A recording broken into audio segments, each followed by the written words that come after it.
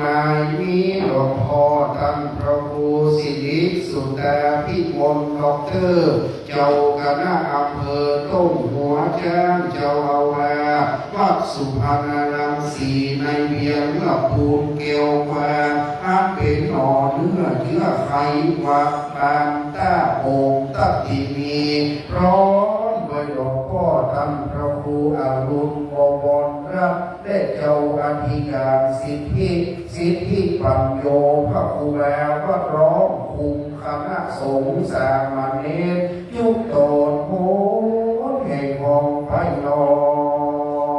ตัวพ่อเลี้ยงประเสริฐแม่เลี้ยงจันทราคงคาเจริญรัตนะมหาอุบาสกอุบาสิกากับยังท่านเจ้าคุณจิรศักดิ์คุณมัทนีสิริพานุพงศ์คุณลุงกมลภพคุณพากรวราเพศจำปาเจ้าสัทธาคุณโยมนุชนาคุงอำรุงอเมริกาคุณพรพิจิราวันสถิตร้อยทีสุจาปัญญาแม่แจ่มจันใจเพ่งครอบครัวก็สีบูแม่เทือนใจที่แก้วครอบครัวแห่งบุญส่วนดารุณฟางจำกัดแม่ทัศนีนายวิสุทธิสการกิจผอ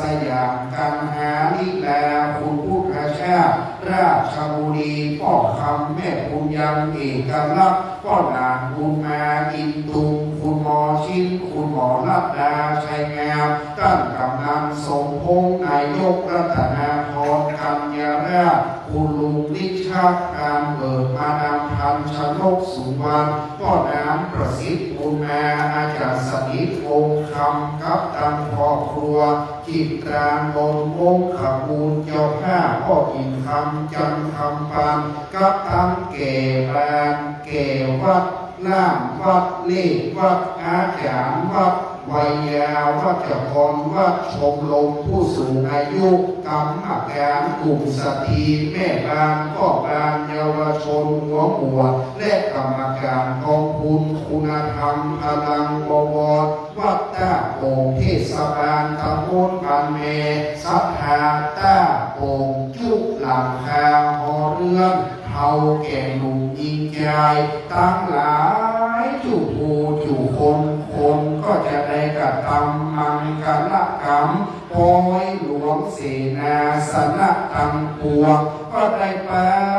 กันสนงคงควายตกแต่งสัพพะแห่งตานาอันหามาโดยจอพระกอบโดยเจตนายามเมื่อดาแต่งหางคือพระสามของแทนก็ได้แบ่งปันยุบย่อนร้อนก็ได้กินเสียก่อนตามรูดก็ได้ปองพุ่นไว้เป็นส่วนร้อนได้ด่วนยุบเอาล้างเตื้อมัวเมาเดียมพอก็ทำได้พอขับสีลอยเขาจะอื่นอ่อนควรกินหูได้ยินออกปากเป็นกำไรหากรุนแรงในจ้าแห่งขนาดเป็นกำไรอยากปาโลมีโมโหคิ้วโหดผู้ขาดตำลายก็รู้ว่าเป็นโทษและเป็นกรรมเพราะได้คบยำเดือดดาออกปากแปรโหงงานล้างเตื้อลูกหลานมาไกลก็ได้ขับไล่จำนี้กลัวเป็นมัจจีกรรมกำปากกลัวเป็นปากเป็นกรรมร้อนได้กระทำเฝ้าฟังนอนยืนนั่งข้างกายเหงื่อใครน้ำลายตกใส่ตั้งเส้นผมน้อยใหญ่ตกหล่นใส่ของแทบหลังเลยมาขอสุมาการละวักยังเครื่องวิเศษนาทานเจ้าขอเครื่องวิเศษนาทานเจ้าหายโพดคือเป็นนาทีวิปังโก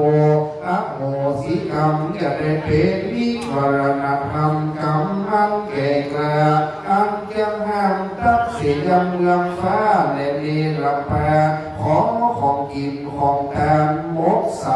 เป็นพลวัตปัจจ ใจในการกระทำบุญและคือแต่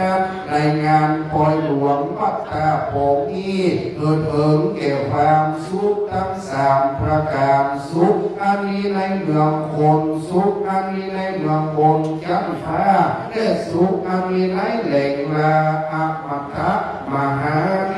รปานเทที่แล้วอย่าได้ค่าได้กล้าน้ำจุงจะมีเทียงแท้ดีมีทานังเมปริสุทธังอันประกาศคือตามคราวนี้ก็ปริสุทธิ์ยิ่งนัก